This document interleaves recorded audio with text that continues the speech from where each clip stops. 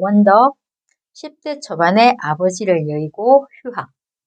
가까운 동네에 있는 산을 오르기 시작했다는 저자는 언둔자나 수도승처럼 6개월 동안 거의 매일 아침 눈 뜨자마자 산에 올랐다고 해.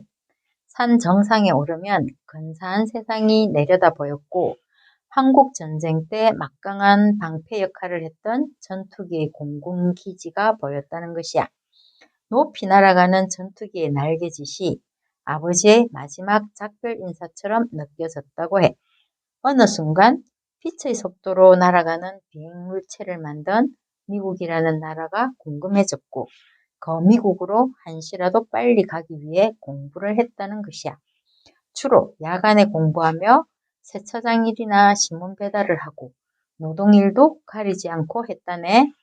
힘들다라는 말 대신에 도전이라는 말을 쓰는 습관이 있다고 해. 빌 게이츠가 한 말, 성공한 사람을 닮고 싶어 한다면 이는 당신 자신을 모욕하는 행위다. 라는 말을 좋아한다는 저자는 나만의 고유한 DNA를 어떻게 발산시킬지 고민하라고 해. 모든 사람에게는 자신만의 미지의 영역이 있고 우리의 영혼은 미지의 영역에 숨어있는 성취감을 갈망하는 본능이 있다는 것이야. 원더라는 말은 대구에서 태어나 어린 시절 야간 학교를 다니며 신문 배달부터 시작해서 미국 첨단 산업의 벤처 투자가가 되는 동안 깊은 호기심을 바탕으로 눈에 보이는 것은 물론 그 외의 것에서도 주제나 사물을 관찰하는 나를 대표하는 단어였다고 저자는 말하네. 원더가 되는 여행. 내가 모르는 것이 무엇인가 파악하는 것. 여기서 모든 것이 시작된다고 해. 스타트업이라는 세계, 눈 깜빡하는 사이에 세 개의 기업이 탄생하는데 사망률은 90%라는 것이야. 기업의 성공과 실패에 대한 많은 예가 있는데 이거는 건너뛰고 기업의 영속성에 가장 큰 영향을 미치는 자산은 결국 사람이라는 것을 강조해. 습관은 중력과 같아서 사람들이 사고방식을 바꾸려고 하는 것은 아예 잘못된 전제라고 단언하네. 우리 주변의 일상에서 누군가의 변화를 기대하는 것이 얼마나 힘든지를 안다면 유일한 방법은 내가 바뀌어야 한다는 것이고 내 삶의 변화를 위한 지름길이겠구나 하는 생각이 드네. 삶을 더 편하게 해주는 많은 도구가 우리의 뇌를 게으르게 만들고 상상력 활용을 막는다는 것. 하지만 직감을 잃으면 비즈니스 감각도 잃는다는 것을 생각하라네. 저자의 훈련 방법 몇 가지가 있어. 도수 조절 안경 때문에 내 눈이 게으르지 않은지 하는 생각에 도수 없는 안경을 사용하기도 한다는데 혹시 내 눈이 스스로 초점을 찾고 눈 근육을 강화시키지 않을까 하는 생각이 있다는 것이야.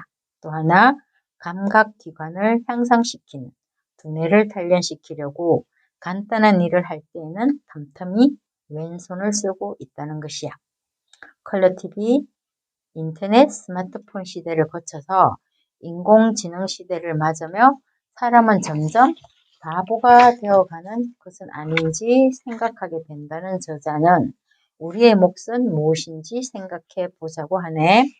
소비자의 요구사항은 매일의 날씨처럼 달라진다는 것을 염두에 두라고 해.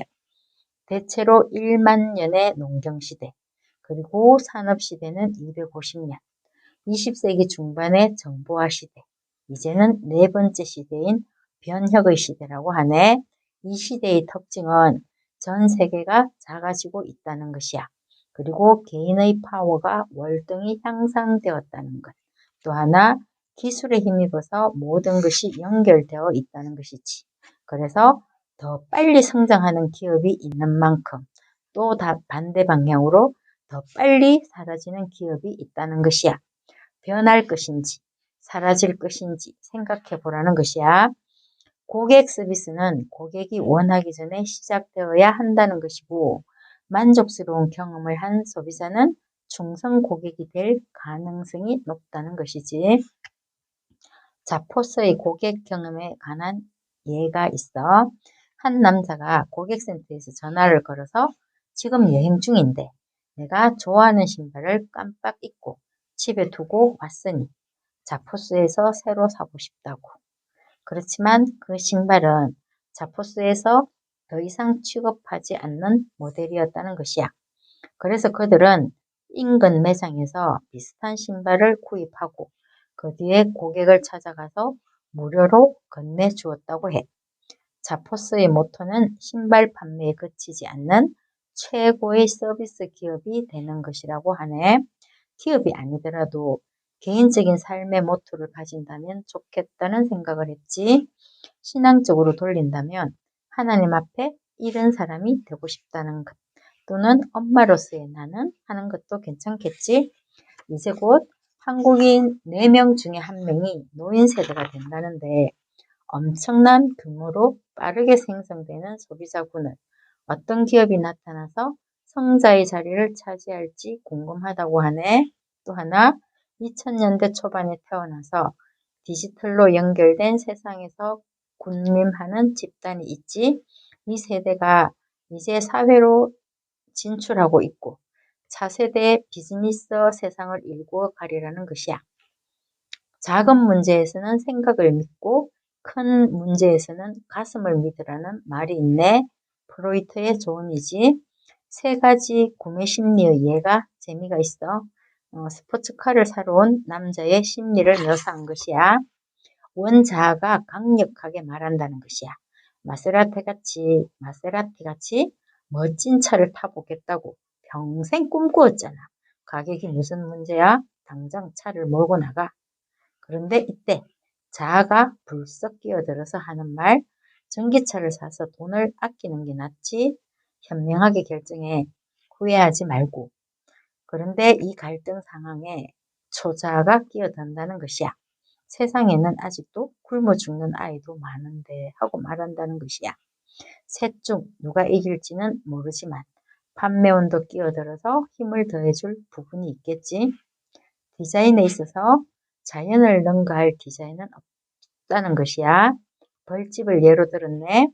육각형의 벌집 모양은 과학적으로 탄탄하고 기술적으로도 효율적이며 예술적으로도 탁월하다는 것이야. 이것처럼 저자가 보는 디자인 콘셉트 5가지가 있어. 자연 속에 있는 것, 단순한 것, 상상력을 키우는 것, 혁신적인 것, 기대와 만족을 동시에 제공하는 것. 이것들이야. 이노베이션이라는 말, 즉 혁신은 이미 존재하는 것을 새로운 방식으로 조합하도록 만드는 건설적인 충돌의 산물이라고 하네. 배움과 혁신은 밀접한 관계가 있고 어제의 것으로 내일도 충분히 버틸 수 있다는 생각이야말로 오만이라는 것이야.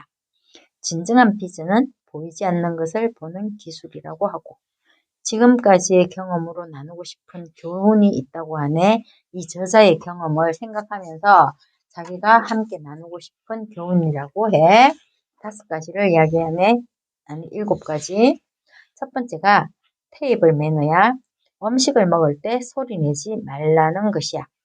쩝쩝하는 소리나 포크나 나이프를 사용할 때도 또 하나 입속에 음식이 있는 상태로 말하지 말 것.